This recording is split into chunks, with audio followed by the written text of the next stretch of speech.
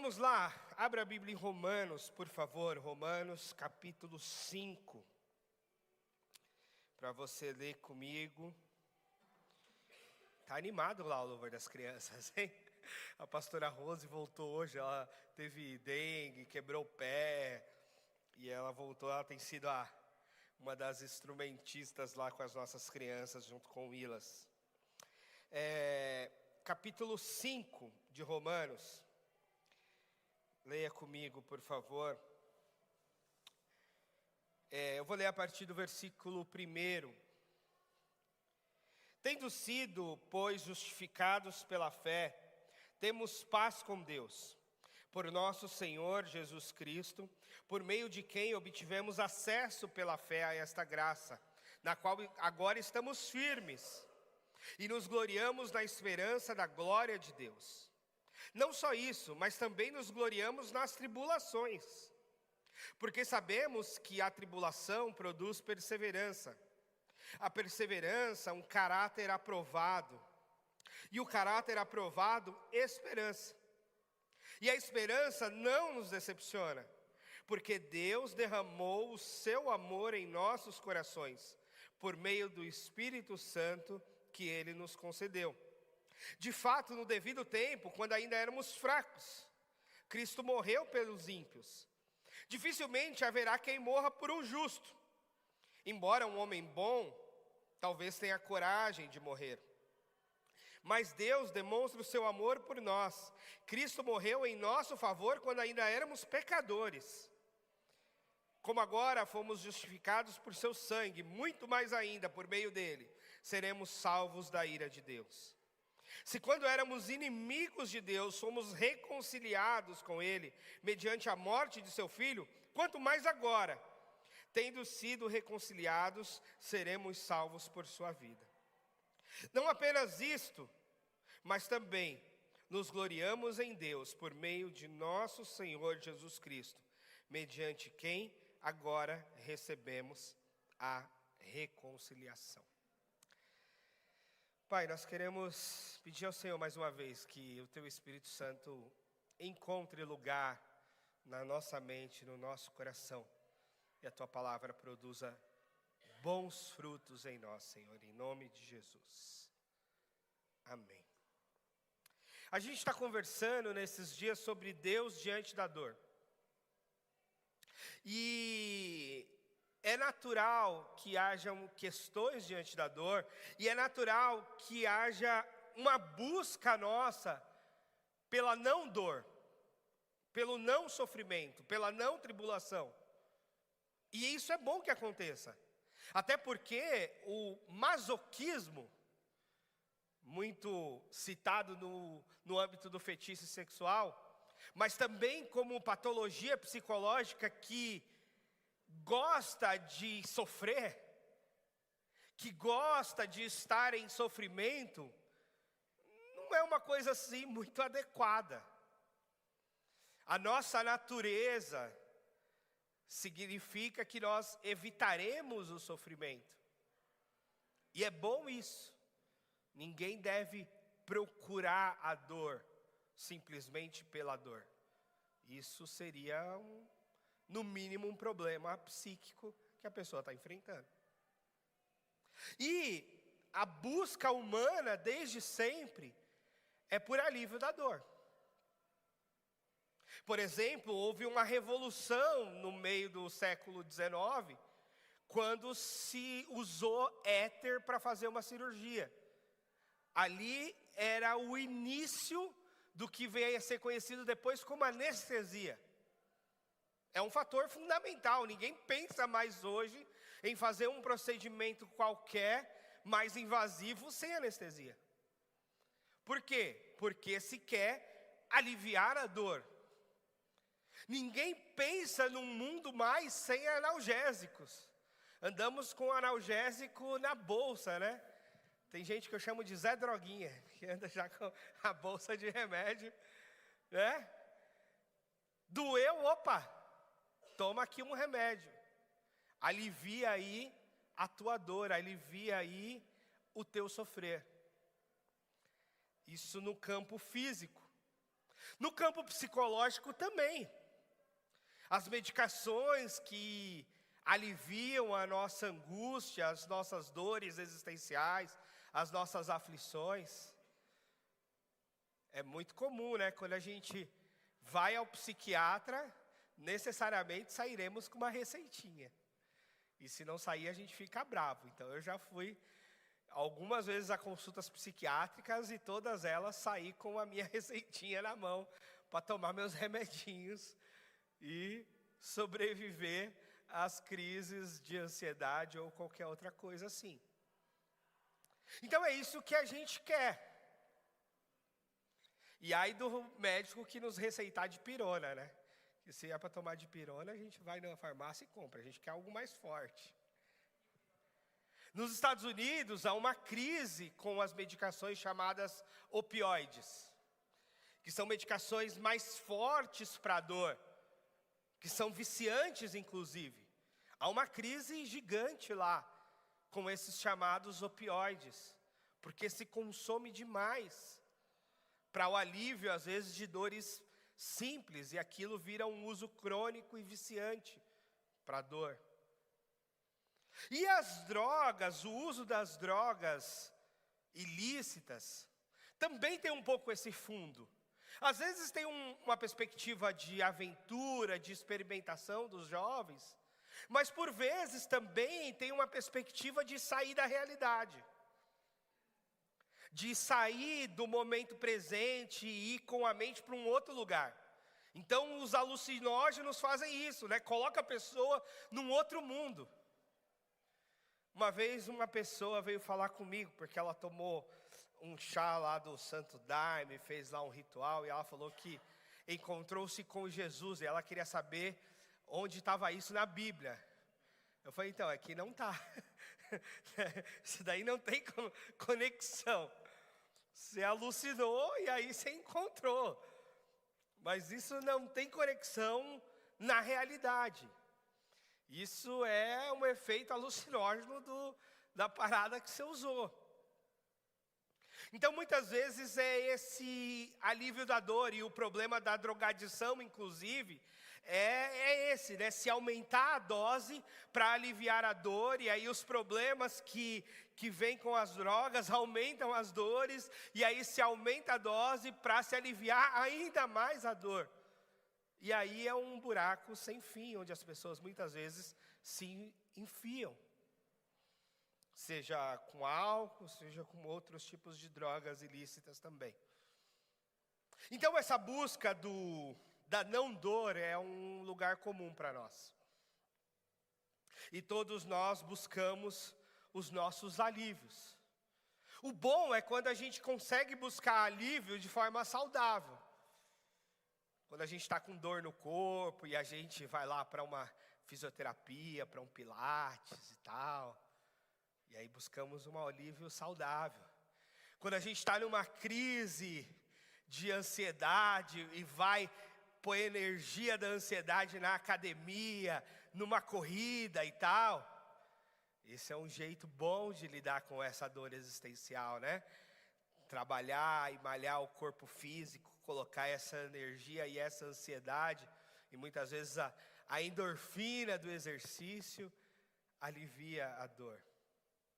Alguns lidam com isso de umas formas não muito boas, né?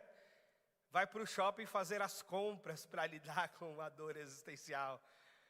Depois a fatura chega no cartão de crédito e a coisa complica. Outros vão para os doces, né?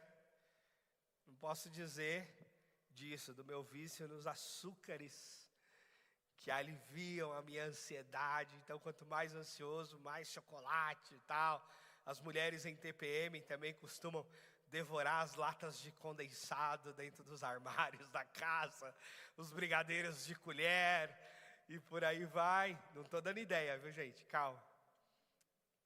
Mas como jeitos, né, de aplacar as dores internas. Então a gente vai procurando atenuar o sofrimento. Mas é verdade também que com todos os avanços tecnológicos, com jeitos saudáveis ou não saudáveis de lidar com os sofrimentos, e esses sofrimentos sejam eles físicos, existenciais ou espirituais, eles afetam a todos nós, não tem jeito. A gente sai de um e cai em outro, o que vai diferenciar é o jeito com que a gente lida com essas dores. E um jeito péssimo de você lidar com a dor é você achar que você deveria estar isento às dores. E aí isso cai num lugar muito ruim, porque as pessoas que eu já ouvi que têm esse sentimento que elas deveriam estar isentas às dores, normalmente são pessoas muito narcisistas. E pessoas muito narcisistas, elas acham que todo mundo pode sofrer, menos elas. Que todo mundo pode sentir dor, menos elas. Ou mais, ou que o sofrimento delas está acima do sofrimento de qualquer pessoa. Não, mas aquela mãe ali perdeu um filho. Sim, mas eu bati a minha unha e a minha dor é maior. Esse é o narcisista. Ele acha que a dor dele, a dor dela, é maior do que qualquer outra dor. E esse também não é um lugar onde a gente deve estar. Porque um narcisista só ama a si mesmo. Só ama o que ele vê no espelho. Só ama a própria imagem. E o evangelho, se é uma coisa que o evangelho é anti-narcisista. Porque o evangelho nos leva para fora, para o amor a Deus, para o amor ao próximo. Nos leva para o altruísmo. Nos tira do nosso egoísmo. Então o evangelho é anti-narcisista. Então esse lugar de que todo mundo pode sofrer menos você, ou esse lugar de que a sua dor é maior do que a dor de todo o universo, não é um bom lugar também. É justo e legítimo que você lute contra a dor. Não é justo e legítimo que você ache que a sua dor é maior do que do universo todo, ou que você ache que você é a única pessoa no mundo que não merece sofrer e não deve sofrer coisa alguma. Porque o sofrimento está posto na condição humana. Se é humano, se está nesse mundo que nós chamamos teologicamente de um mundo caído, de um mundo contaminado pelo pecado, é um mundo que tem sofrimento. Sofrimento por causa do nosso pecado pessoal, sofrimento por causa do pecado do outro, que também atinge a nós, sofrimento por conta dos pecados estruturais de todo o universo, que também nos atingem, sofrimentos variados de várias ordens. Mas se estamos nesse mundo, vamos lidar com sofrimentos, vamos lidar com dor. Quando crianças, comumente lidamos com as dores físicas, né? Mas logo começam as frustrações e começamos a lidar com as dores existenciais, que dói muito mais, né? A música diz que um joelho ralado dói bem menos que um coração partido, né? Quem sente dor de amor sabe disso. E aí, a questão é como é que a gente atravessa o sofrimento. Como é que a gente lida com ele. E aí isso vai fazer diferença radical nas nossas vidas. Eu já falei. Há quem lide com a dor mergulhando num vício. Nas drogas, no álcool. Esse é um péssimo jeito. Porque vai trazer mais dor, mais sofrimento. Para si e para todo mundo que está em volta. Há quem lide com as dores tomando os analgésicos da vida. E dentro de um campo adequado é ok, é necessário até. Há quem lide com a dor de formas saudáveis. Vai para a terapia, vai para o exercício físico, vai para as atividades que fazem bem ao corpo e à mente, vai para a oração, como lugar de despejar a nossa dor. E esses são bons jeitos de lidar com a dor. E mais, existe um jeito de essa dor trabalhar em nós. E eu tomo muito cuidado com isso, porque eu não sou daqueles que acham que Deus coloca uma tragédia na sua vida para te ensinar algo. Eu acho que isso é muito a exceção da exceção da exceção. Mas eu acredito muito que Deus usa as tragédias e as dores das nossas vidas para nos ensinar algo. Veja a diferença.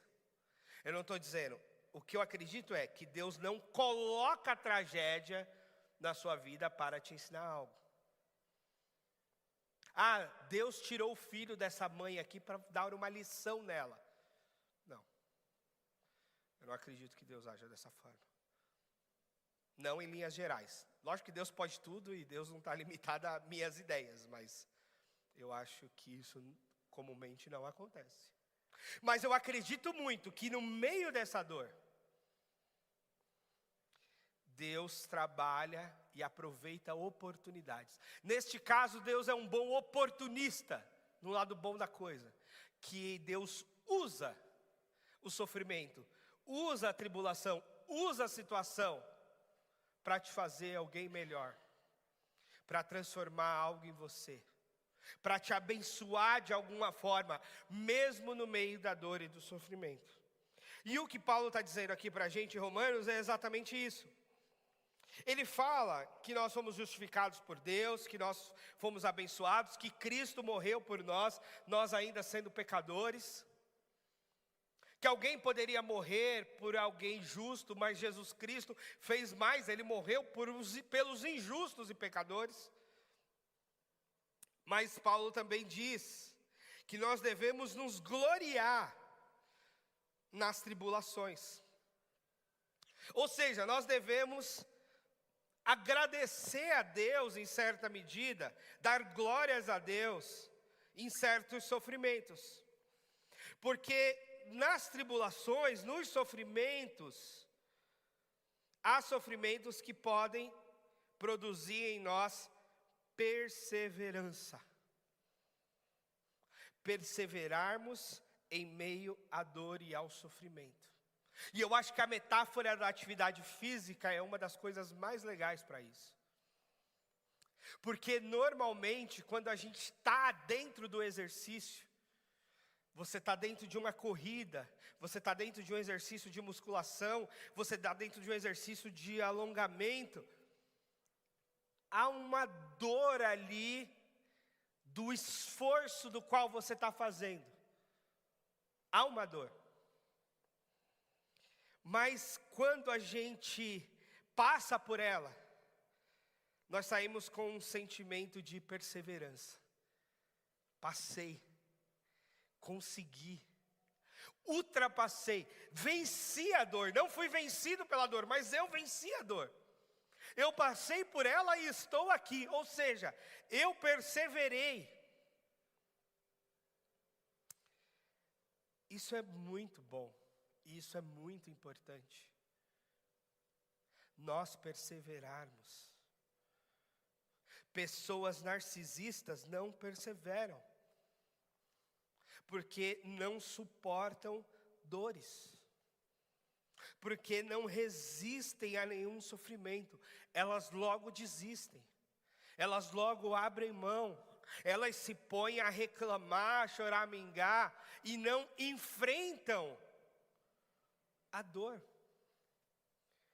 Esse é um desafio, eu acho, na educação dos nossos filhos, ensiná-los a força de vencer a dor.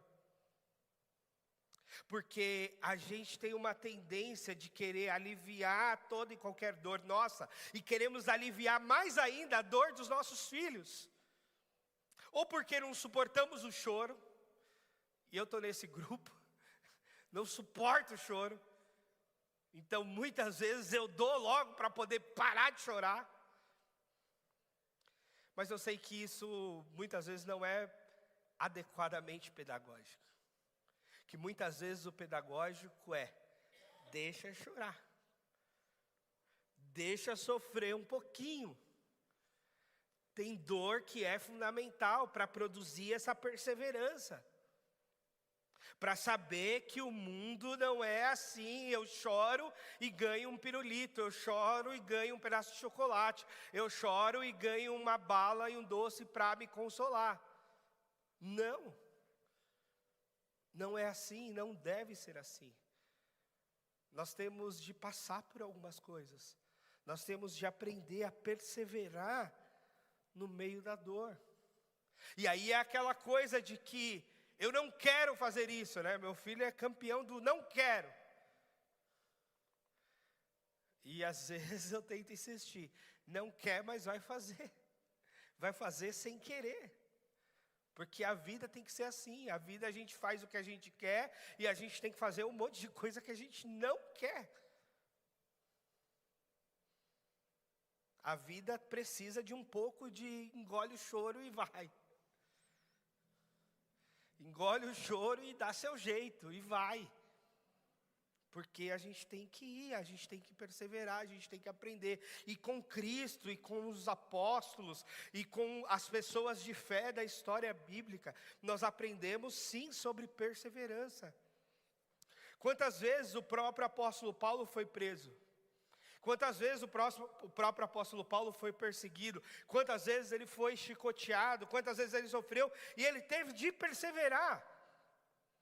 E não porque ele gostasse de sofrer, mas porque ele entendia que a missão que ele tinha era mais importante do que qualquer sofrimento. Então ele precisava atravessar, romper e seguir em frente. Não significava que no meio do caminho, talvez ele não tomasse um analgésicozinho, que no meio do caminho não colocasse um gelo nas costas, que no meio do caminho, ok, é isso mesmo. Quantas vezes a gente acorda, está com dor de cabeça, está com dor no corpo, toma um remédio e vai para o trabalho. E chega lá, meio-dia, continua a dor, toma outro e continua trabalhando. E vai, e é isso, essa é a vida.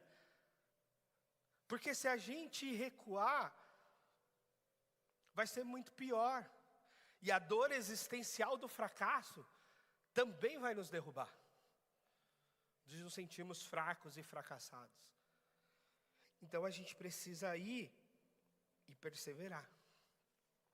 E aí o Paulo diz que se a gente perseverar na dor, na tribulação, a gente conquista um caráter aprovado. A gente forja o nosso caráter no meio e depois da perseverança em meio à dor e ao sofrimento. Muitas vezes a gente liga o caráter a questões de ética moral e pessoal. Mas aqui o Paulo liga o caráter àquele que atravessa dores e tribulações. Esse conquista um caráter aprovado. Então a falta de caráter não diz respeito só a uma falha moral pessoal. É falta de caráter não permanecer. É falta de caráter não perseverar. É falta de caráter não insistir. Duro isso, né? A pessoa desiste e a gente dizer assim, seu problema é caráter. Se você quer ter um caráter aprovado, você precisa perseverar. Você precisa insistir.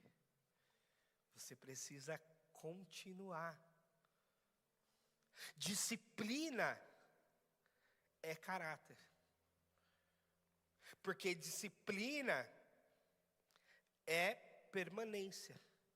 Disciplina é insistência. Disciplina é manutenção em fazer aquilo que precisa ser feito. Isso é disciplina. Isso é caráter. Na perspectiva de atravessar sofrimentos comprometidos com algo maior lá na frente. Porque é essa a perspectiva. É algo maior. Eu estou atravessando esse sofrimento aqui por algo maior. Eu estou atravessando esse sofrimento por conta de Jesus. Eu estou atravessando esse sofrimento por conta da minha família. Eu estou atravessando esse sofrimento por conta dos meus irmãos que precisam de mim. Eu estou atravessando esse sofrimento por conta da minha comunidade de fé. Eu estou atravessando por algo maior. Eu preciso vencer a minha dor por algo maior. Eu preciso vencer a minha tribulação por algo maior. Eu preciso perseverar diante do meu sofrimento, porque tem algo maior ali do outro lado. E uma das grandes heresias do mundo evangélico dos últimos tempos é: você não pode sofrer. Uma das grandes heresias do mundo evangélico do nosso tempo é: você não deve sofrer. Aliás, há uma igreja famosa aqui no Brasil, que tem canal de TV e tudo mais, que na América Latina o nome dela é Pare de Sofrer. Porque é essa a ideia. Mas isso é puro suco da heresia bíblica. Porque a Bíblia está cheia de pessoas que atravessaram os sofrimentos e foram moldadas em seu caráter justamente nessa travessia do sofrimento. Foram trabalhadas por Deus justamente em meio ao sofrimento. Como numa fornalha que purifica o ouro. Assim é a nossa jornada e a nossa vida. E aí o apóstolo Paulo diz que o caráter aprovado produz esperança. E veja, esperança não é otimismo. Otimismo pode ser um traço de personalidade, o otimista ou o pessimista. Pode ser também uma coisa muito situacional. Num dado momento, eu estou otimista com o meu time, que não perde há vários jogos. Eu estou otimista. Mas na hora que perder, e eu assistir os comentários do Tinho na rede social, com certeza eu ficarei pessimista com relação ao mesmo time. Porque essa coisa é meio volátil, otimista, pessimista. O que não pode ser volátil é a esperança. Temos esperança, somos esperançosos. Ou seja, o nosso fim e o que está reservado para nós, no fim das coisas, é bom. E nisso reside a nossa esperança. Paulo no outro texto fala: a nossa leve e momentânea tribulação não se compara com o peso de glória que nos está reservado. Para mim, o grande lance do livro do fim, como o Apocalipse, por exemplo, entre dragões e fogo e mar e cordeiro e tudo, para mim a grande coisa é a esperança que esse livro nos traz. De que o cordeiro já venceu todos os principados, todas as potestades, todos os demônios, tudo. E nisso está a esperança. Nisso não depende o meu dia otimista e não depende o meu dia pessimista. Nisso não depende o meu humor que está alegre e contente ou o meu humor que está para baixo. Nisso não depende o dia que eu estou feliz e contente, o dia que eu estou passando por grave tribulação. Por quê? Porque a minha esperança permanece naquele que venceu a morte. E esse futuro nos está reservado, independentemente de qualquer coisa.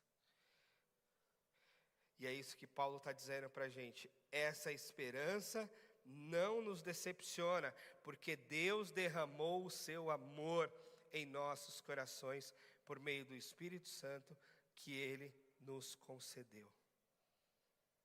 Deus nos garante esperança. Nós devemos depositar em Deus e na salvação que Deus nos deu em Cristo a nossa esperança. E diante da esperança, a gente atravessa o sofrimento e as tribulações, confiando que Deus vai usar essas situações e moldar o nosso caráter ainda mais. Que Deus vai usar essas situações de dor e nos tornar ainda mais fortes, ainda mais perseverantes, com um caráter ainda mais firme e aprovado. Nós devemos atravessar sofrimentos para conquistarmos caráter aprovado, sabendo que o final já nos está reservado. O final é o mundo glorioso, a nova Jerusalém, a conquista de Jesus na cruz por nós. Mas enquanto estamos aqui, temos de enfrentar sofrimento de cabeça erguida. Sabemos que atravessando ele, conquistaremos perseverança, conquistaremos um caráter aprovado, fortaleceremos a nossa esperança de fato. Quanto aos alívios da dor, vamos buscar alívios adequados e saudáveis. Vamos buscar apoio para as nossas dores, porque ninguém dá conta de tudo sozinho. Vamos buscar tratamentos, medicamentos. Vamos buscar amigos a quem nos dê as mãos. Vamos buscar a Deus nas nossas aflições e aumentar e intensificar a nossa vida de oração no meio da dor. Vamos, é isso mesmo. Mas não vamos parar. Não vamos desistir. Não vamos retroceder. Jesus Cristo tem uma palavra dura a respeito disso, que ele diz que quem põe a mão no arado não pode olhar para trás. Então a gente é daqui para frente. A gente não vai retroceder. A gente vai avançar. A gente não vai largar a mão da fé, largar a mão da igreja, largar a mão da família, largar a mão da vida, porque estamos porque estamos sofrendo. Não, nós vamos com sofrimento e tudo. Com sofrimento e tudo por aquilo que vale a pena. Temos de largar aquilo que não vale a pena. Temos de largar o pecado que tão de perto nos rodeia. Temos de largar as coisas que não vale a pena e que não tem sentido para essa nossa nova vida em Cristo. Mas temos de perseverar e seguir adiante nas coisas que fazem sentido, que são importantes para nós, em meio à dor e ao sofrimento, sim. Porque também sabemos que a dor e o sofrimento não é para sempre, que a vida tem os seus ciclos. E que os altos e baixos não é um simples clichê, é a montanha-russa da vida mesmo. O importante é que a gente continua em todas essas situações, mantendo a esperança, tendo um caráter aprovado, nos dias bons e nos dias maus, especialmente nos dias maus, onde algumas coisas se tornam mais difíceis para nós.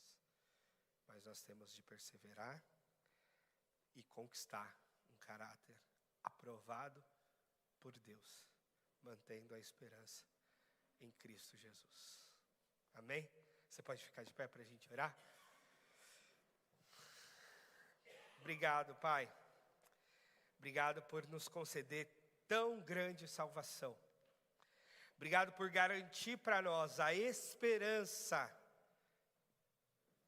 do céu, a esperança da nova vida, a esperança da salvação, a esperança do perdão dos pecados e de tudo que o Senhor fez na cruz. E Senhor, por favor, molda o nosso caráter, nos dá forças para vencer as tribulações, nos dá perseverança, insistência, disciplina, para mantermos o foco, a jornada na direção correta, na direção do Senhor. Nos ajude, Pai, a conquistar um caráter aprovado, tal qual foi o caráter de Jesus. Um caráter aprovado. No meio da tribulação, no meio do sofrimento, ele teve um caráter aprovado por Deus. Que a gente também tenha caráter aprovado pelo Senhor, em meio às dores e os sofrimentos, em nome de Jesus. Amém. E por fim, meus irmãos, ainda me vem à mente um texto bíblico em Hebreus, que fala que o próprio Jesus foi aperfeiçoado por aquilo que padeceu. Esse texto é muito difícil, né? Outro dia a gente fala dele. Mas o próprio Jesus, o Deus encarnado, em Hebreus vai dizer que ele foi aprovado, foi aperfeiçoado, aliás, não aprovado, mas aperfeiçoado por aquilo que padeceu. O sofrimento nos aperfeiçoa, aperfeiçoa até Jesus, que aperfeiçoe a mim e a você também.